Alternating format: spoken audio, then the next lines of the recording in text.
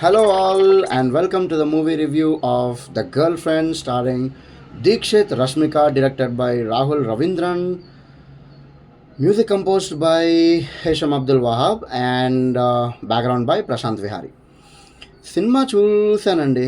So చూసిన తర్వాత అంటే ఫస్ట్ మనం ఈ రిలేషన్ నుంచి కొంచెం బ్రేక్ తీసుకుందాం అంటే ఒక చిన్న బ్రేక్ లాంటిది అనగానే ఓ మై గాడ్ ఈ మూవీ ఏదో నాకు అసలు వర్కౌట్ అయ్యేటట్టే ఉంది అని అనిపించింది. అయితే ట్రైలర్ చూస్తే అంత ఎంగేజింగ్గా లేదు, బట్ స్టిల్ ఇదేదో నాకు బాగానే వర్కౌట్ అయ్యేటట్టు ఉందే మూవీ అని అనిపించింది.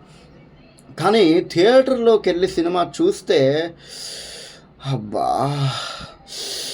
అమ్మా ఇదేంట్రా ఇది, సెకండ్ హాఫ్ మొత్తం ఇదిగో నా పరిస్థితి ఇదే ఇప్పుడు మీకు చూపించిందే.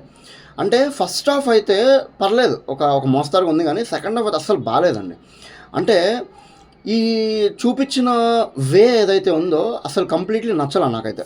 ఇప్పుడు రష్మికని చాలా ఇన్నోసెంట్గా చూపించారు, పీజీ చదువుతున్నట్టు చూపిస్తారు. పీజీ చదివిన వాళ్ళు ఆల్రెడీ అర్థమవుద్ది తను టాక్సిక్ రిలేషన్లో ఉన్నానని. దాని నుంచి గెట్అవుట్ అవ్వడానికి ఇంత టైం తీసుకుంటుందా ఫస్ట్ థింగ్. సెకండ్ థింగ్ ఏంటంటే నేను లేకపోతే తినడు, నేను లేకపోతే ఉండడు, ఏదైనా మా అమ్మలాగరా అని చెప్తాడు అని ఇంత ఇన్నోసెంట్గా బిహేవ్ చేస్తుందా అని. కమింగ్ టు హీరో క్యారెక్టరైజేషన్ విషయానికి వస్తే అసలు తోపు ఉంది క్యారెక్టరైజేషన్ మాత్రం ఫస్ట్ హాఫ్లో. సెకండ్ హాఫ్లో అదే క్యారెక్టరైజేషన్ ఏదో చిల్లరగాళ్ళలాగా ఇప్పుడు నేను రివెంజ్ తీర్చుకోవాల్సిందే, ఖచ్చితంగా ఈ రివెంజ్ అనేదే నాకు ఉండాలి, రివెంజ్ తప్ప వేరే మోటివే లేదు అన్నట్టు బిహేవ్ చేస్తూ ఉంటారు. అంటే ఏంటండి అసలు సినిమాలు టాలీవుడ్లో ఎలాంటి సినిమాలు తీస్తున్నారు? అరే మన్మధుడు 2 ఎంత వర్స్ట్ మూవీ తెలుసా. 6 years తర్వాత వస్తుందిలే, రాహుల్ రవీంద్రన్కి మంచి బ్రేక్ వస్తుంది. రష్మిక కూడా అసలు టోప్ యాక్టింగ్ చేస్తుంది నిజం చెప్పాలంటే. చాలామందికి నచ్చకపోవచ్చు, కానీ నాకైతే మాత్రం భలే నచ్చుతుంది రష్మిక యాక్టింగ్.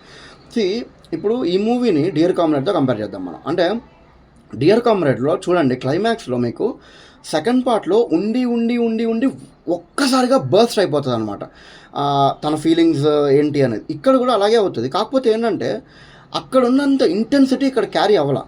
ఎందుకంటే తను ఉన్నదే ఒక ఫేక్ లవ్లో, అసలు ఆ లవ్కి ఒక మీనింగే లేదు. వాడేమో ఎదవలాగా రివెంజ్ అంటాడు, ఈ పిల్ల ఏమో అసలు ఏం తెలియనట్టు ఇంకా ఇన్నోసెంట్గా బిహేవ్ చేస్తుంది. ఒక మెచ్యూర్డ్ లవ్ స్టోరీ చూపిస్తారనుకుంటే మరీ నిబ్బాలు కూడా యాక్సెప్ట్ చేయలేని విధమైన లవ్ స్టోరీ ఈ సినిమాలో చూపించారండి. ఇంకా ఏం చెప్తాం. ఇంకా యాక్టింగ్ విషయానికి వస్తే రష్మిక మాత్రం యాజ్ యూజువల్ రష్మిక యాక్టింగ్ చాలా బాగా చేసింది. కాకపోతే ఏంటంటే ఏదో ఆర్డినరీగా అనిపించింది. నిజం చెప్పాలంటే రష్మికని వాడుకుంటే మాత్రం ఒక కత్తి లాంటి పర్ఫార్మర్. చూడండి, మీకు డియర్ కామ్రేడ్లో యూజ్ చేసుకున్న రష్మికని, సో కత్తి లాంటి పర్ఫార్మెన్స్ డెలివర్ చేస్తుంది. అది మీకు తెలుసు. యానిమల్లో కూడా కత్తి లాంటి పర్ఫార్మెన్స్ డెలివర్ చేస్తుంది.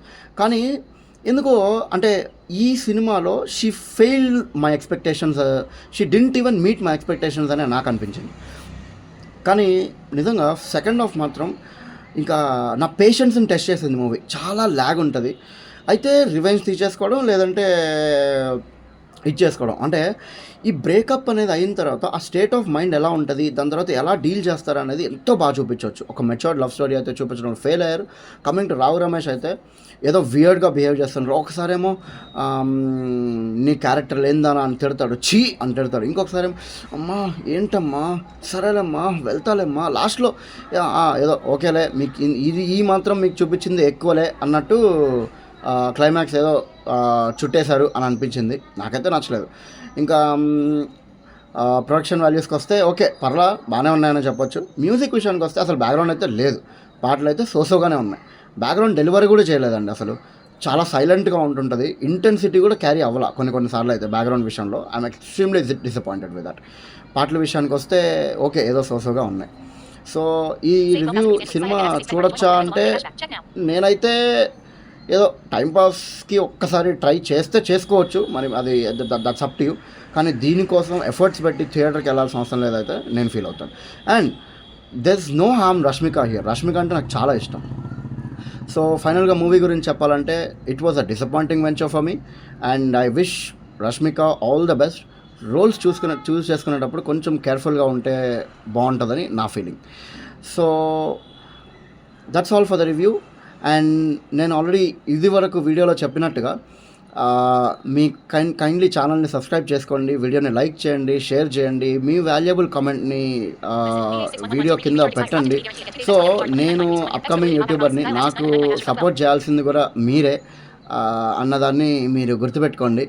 సో రివ్యూ చాలా లేట్ అయింది, ఐ అగ్రీ. బట్ కొన్ని కమిట్మెంట్స్ వల్ల తప్పలేదు. నేను జెన్యూన్గా రివ్యూస్ ఎంత ఫాస్ట్గా వీలైతే అంత ఫాస్ట్గా మీ ముందుకు తీసుకొని రావడానికి ట్రై చేస్తాను. ఒకవేళ లేట్ అయితే మాత్రం ఫర్గివ్ చేయండి.